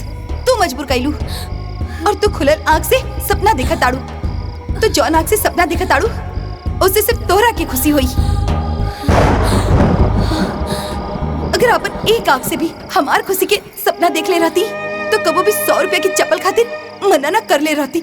हमार लड़का के भविष्य के बारे में अगर सोच ले रहती तो ओकरा के प्ले ग्रुप में जाए से मना न करती। तू सिर्फ और सिर्फ अपन पति, अपन लड़की और खुद के बारे में सोचेलू। और सच्चाई तो यही बा कि तू हमके एक घर में ब्याह के एक हाथे लेके आल बाड़ू ताकि हम ई घर की नौकरानी बन के रही और तू ई घर के मालकिन बन के रहा।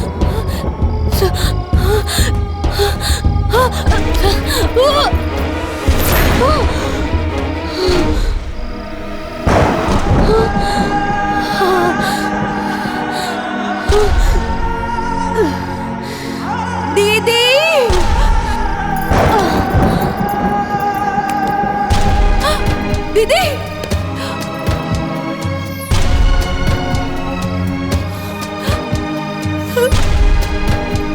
दीदी काबिल, दीदी, दीदी काबिल, उठी ना दीदी। माई, माई जल्दी आवो। दीदी उठी ना, का हो गई? माई, दीदी, होश में आई दीदी। अरे का हो गई? पुष्पा जी का भाई? ए पुष्पा, अरे पुष्पा, पुष्पा, चली ना दीदी के डॉक्टर के पास नहीं चली। पुष्पा, पुष्पा, पुष्पा, अरे उठा दीदी।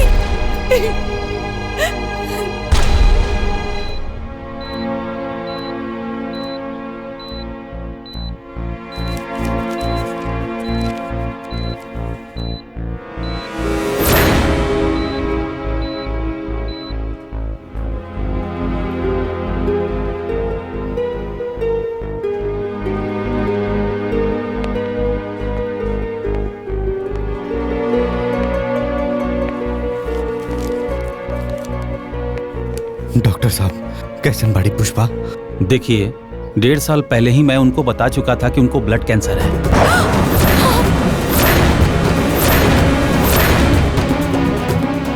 और उनका कंडीशन लास्ट स्टेज तक पहुंच चुका है।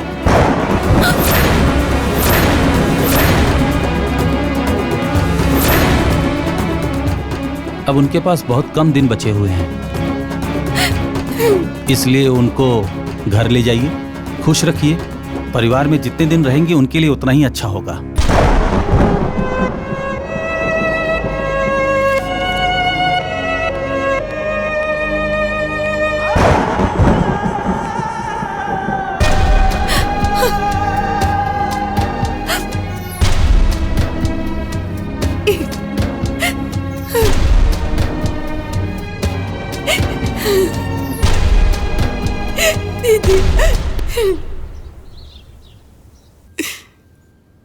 दुल्हन के कैंसर ये हमरा और गुलाब के पता रहे।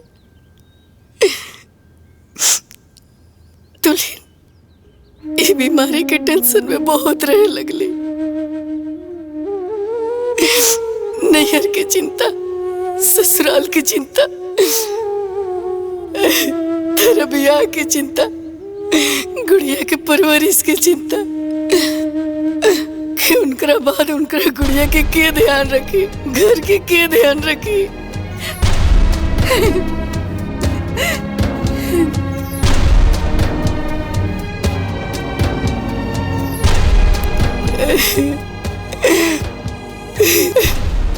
और उनका मन में ही सब चलत रहे, लेकिन हमरे से कह ना पावत रही।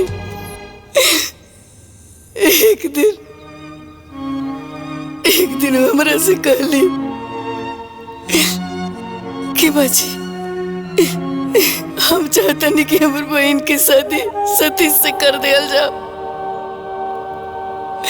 ताकि हमारे बाद घर में रही ना, घर के संभाल सकती है, हमारे गुड़िया के संभाल सकती है। काहे कि मासी तो माँ जैसा हो लेना, माँ से बढ़ के मासी हो ले। अगर दूसरी लड़की घर में अगर देवरानी बन के आई तो पता न कैसे ही घर में रही। हम सोच के ही रिश्ता के फौरन हाँ कह देली कि दुल्हन के गैला के बाद गुड़िया के माई की कमी महसूस ना होए। ज्यादातर लोग एक बात कही, हम बहुत लाचार हो गए। हम वो सास है कि जे अपना पतों में भेद कैलाश कायदे से निकल जाओ। हमरे बड़की के घर के मालकिन बनावे के चाहत रहे, लेकिन हम दुल्हन के बने नहीं। कैसे कि हम चाहत रहे कि हमर दुल्हन चाहे जितना दिन रहे, लेकिन अपन हर खुशी जियस। हमारे दुल्हन में मालकिन बने के जिम्मेवारी संभालने की सारा गुण रहल है। यही से हम उनका के घर के मालकिन बने नहीं, और वो आज तक घर के बहुत अच्छे से संभाल के रख ली, क्योंकि कोनो चीज की कमी ना हो के दे।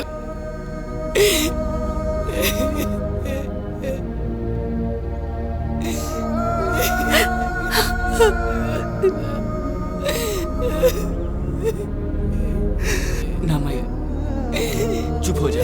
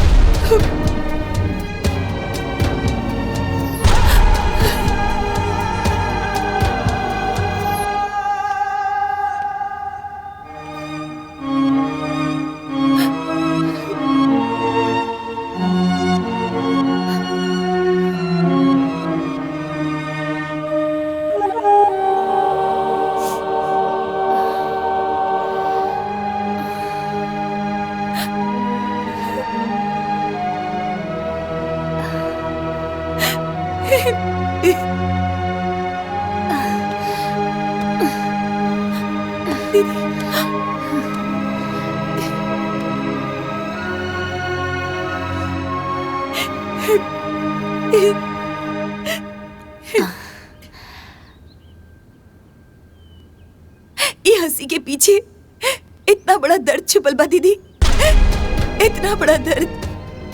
तू तो हमसे हर बात बतावेलू, तो फिर ही राज हमसे काहे छुपावले दीदी, काहे? सुगंधा, तू तो अपना दीदी के बचपन से जाने लू ना। वो अपन सुख सबके साथ बांटेली, लेकिन अपन दुख ना। हमारी बीमारी कैंसर हम तोरा के बाबूजी से माई से हे खातिर ना बताऊनी कि कहीं तू लोग बहुत परेशान ना हो जाओ। दीदी तू कितना महान बाड़ू, तू कितना महान बाड़ू दीदी।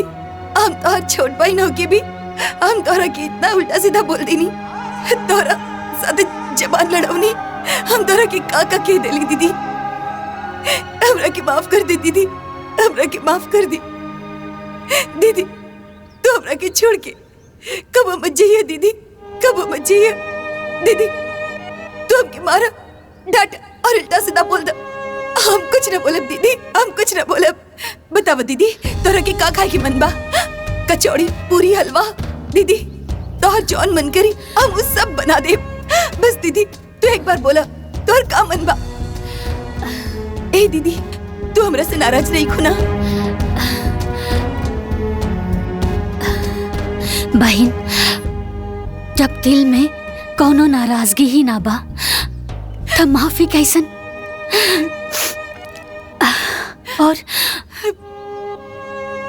और जौन रिश्ता में लड़ाई ना हो तो समझ जाओ कि वो रिश्ता दिल से ना दिमाग से निभावल जा रहल बा। और हम तोहरा के छोड़ के कबो ना जाई।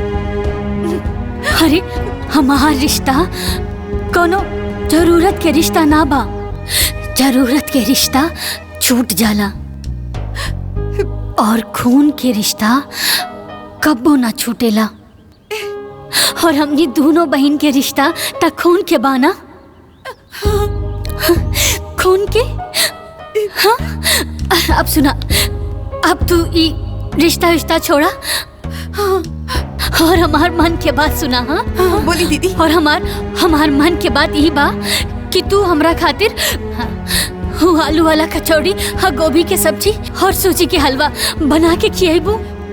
हाँ बना दा, बनाइबू ना?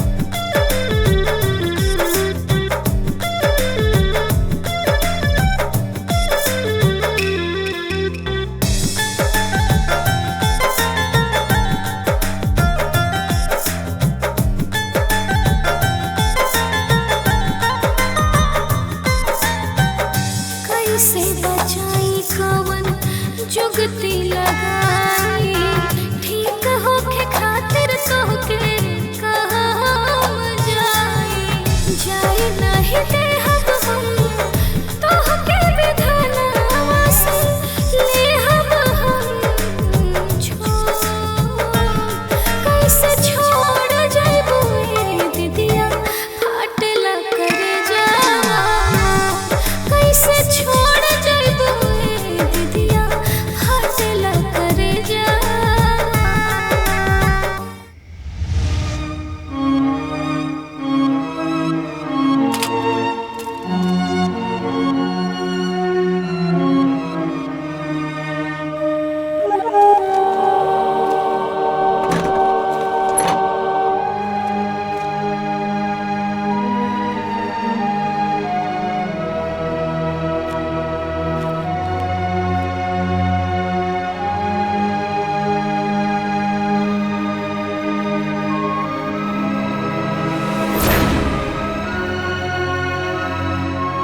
दीदी आज ई तरफ पूरा परिवार के एक साथ काहे बुलावदी है?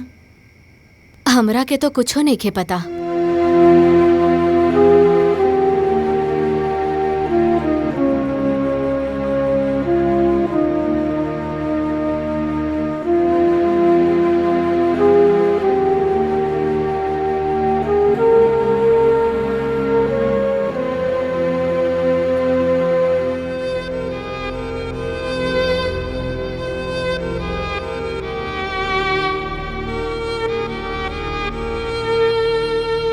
जेठानी जी, हम पिंकी, गुड़िया और गोलू के नाम 5-5 लाख की एफडी करोले बानी।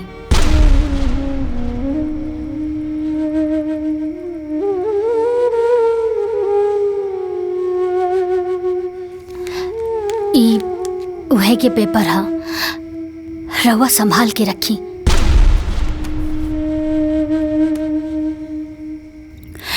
जब ई लोग बड़ा हो जाई ना त ई पैसा ई लोगन के पढ़ाई में बहुत काम आई।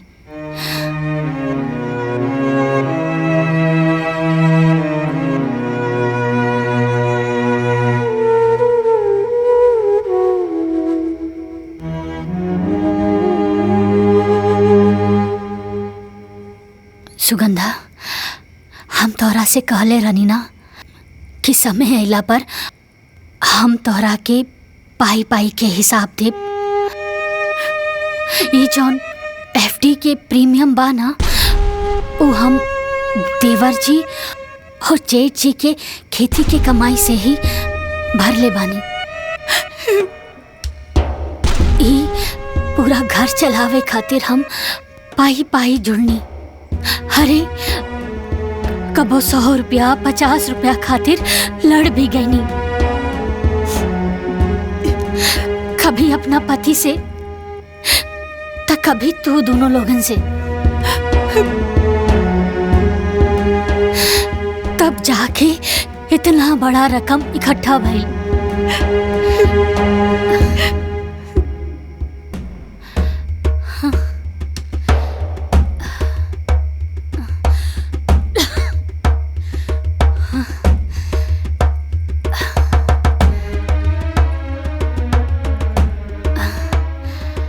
पर जेठानी जी, अब हमरा अंदर इ घर के मालकिन बने के हिम्मत नहीं के बचल।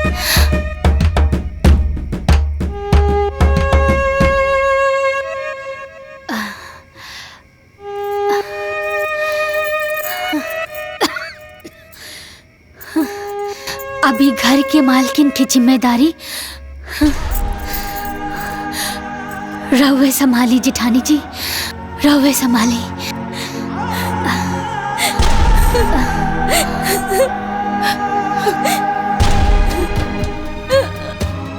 हमरा के माफ कर दे पुष्पा, माफ कर दे। हमरा से बहुत बड़ भूल हो गई बा। हम तोरा के गलत समझनी। तू दोनों बहिनी के झगड़े में आग हम लगवनी है।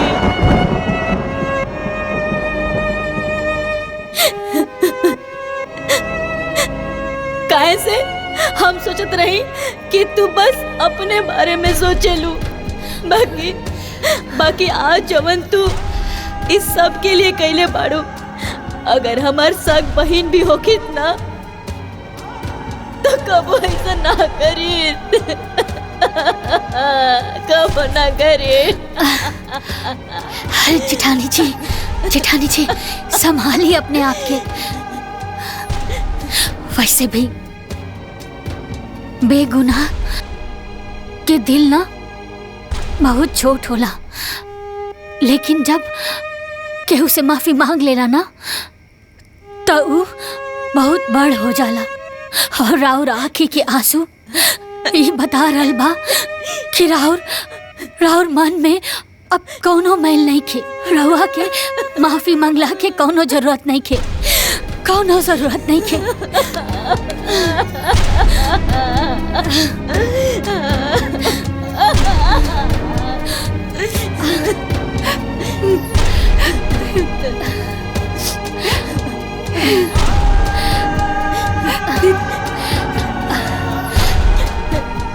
बस हमारे एक आखिरी इच्छा बा जेठानी जी, ई सुगंधा छोट हवे, थोड़ा जिद्दी बाड़ी, लेकिन दिल के बहुत अच्छा बाड़ी। एकर कौनो भी बात के कबो बुरा मत मनिया, एकर हमेशा ख्याल रखिया अपन छोट बहन समझ के।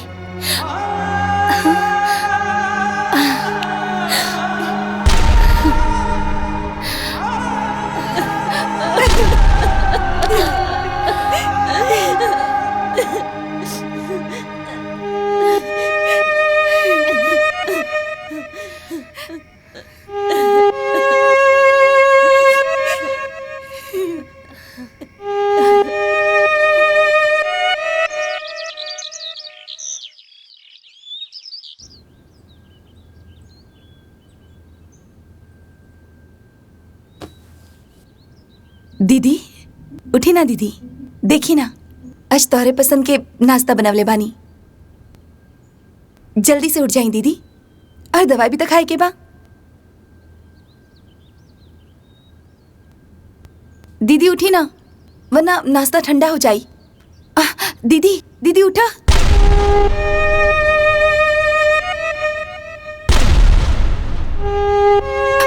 दीदी दीदी दीदी